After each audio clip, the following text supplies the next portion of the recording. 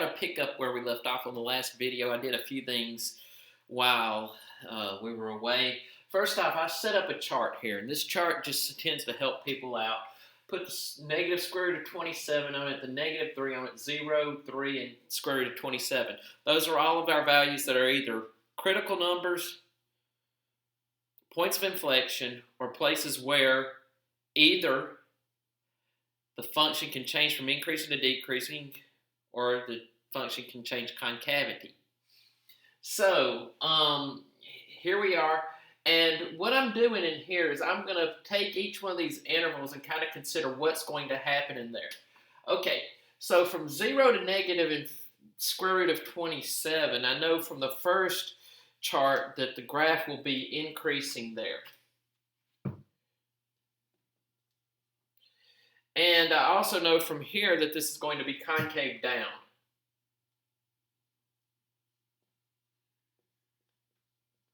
All right, from negative square root of 27 to negative 3, we're going to be decreasing. And I'm still going to be concave down. All right, now is where we hit the asymptote. And after the asymptote, I'm still decreasing. But now I turn and become concave up. Okay, from 0 to positive 3, I still decrease, but I'm going to be concave, let me miss that, down. All right, from 3 to the square root of 27, I look and I see that I am still decreasing. Graph decreases a lot.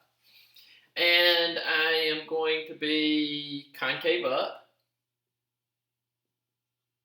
And I'm still concave up to the end because from here I'm concave up from 3 to infinity. But going back to my other graph, when I'm going past the square root of 27, from the square root of 27 to infinity, I am increasing. Now, I'm going to draw what those shapes will look like as I start to graph it. Increasing and concave down is going to take on a shape like this. Decreasing and concave down is going to take on a shape like this.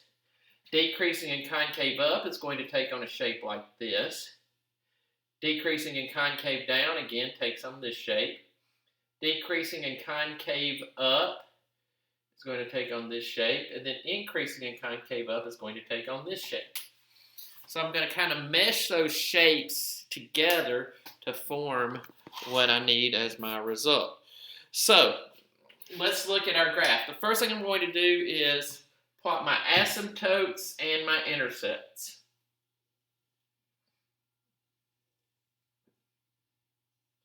All right, my asymptotes are y equals x. That's my slant asymptote. And then x equals negative 3.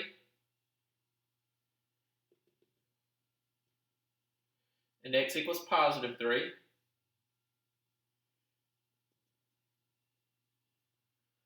All right, now from that, I look and I see, okay, what are my points? Well, I know I have the point 0, 0. Now, the other 2 points that are really interesting are the square roots of 27. Now, over here, if you can see, I did the arithmetic for the square root of 27, and the negative square root of 27, again, I said that's somewhere between negative 5 and negative 6. So I'm going to go back about 5,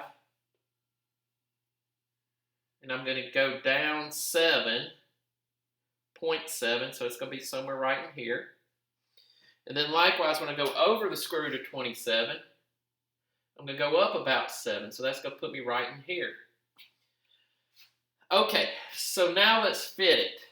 I'm increasing and concave down, so I'm going to take on that shape, but I also have to consider that I'm going to hug my asymptotes. So I'm hugging up against this asymptote, and I'm going to break away to this point right here. Now, decreasing and concave down takes on this shape. It picks up here. I've got to consider this asymptote, so it's going to kind of hug that asymptote right in there. Okay, now I'm decreasing and I'm concave up. And I've got to hit this point right here. So that means I actually need to start over in here and take on this shape right here. And then I become decreasing and concave down, which takes on that shape, hugs that asymptote, and does that number. And then finally, I'm decreasing and concave up till I hit this point, and then increasing and concave up at this point, and that is what my graph is going to look like. It's pretty neat. It takes a long time. It takes a lot of patience, and if you make a mistake, it can set you back. But one other thing about the mistakes are usually when you make a mistake in a problem like this, it's going to show itself. But just be careful. Take your time. I know this is a lot of work, but just take your time and do it. What I'm going to say for homework we're needing to consider, again, this is page 215.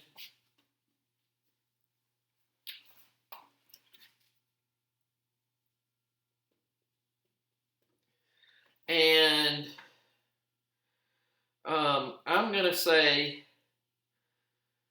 let's go odd 5 through 17.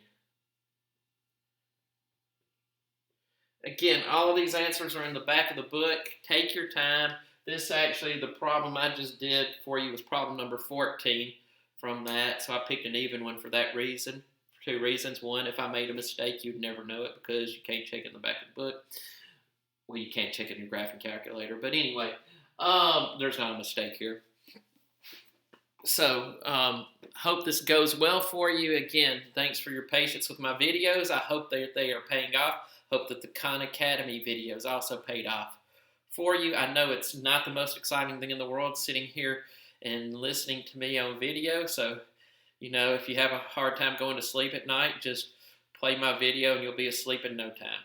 Take care. Bye.